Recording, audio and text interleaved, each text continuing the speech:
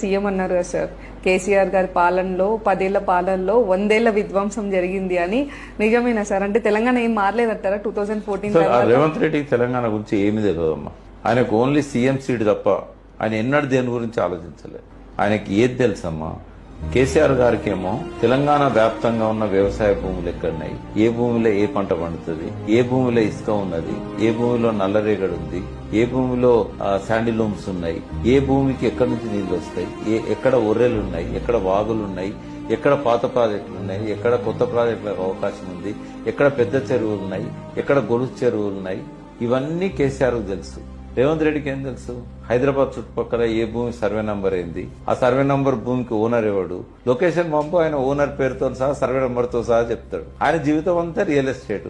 కేసీఆర్ జీవితం అంతా వ్యవసాయదారులతో, తెలంగాణ మీద ప్రేమతోని, తెలంగాణ ఉద్యమం కోసం ఊరు తిరగడం వల్ల వచ్చిన నాలెడ్జ్ తోని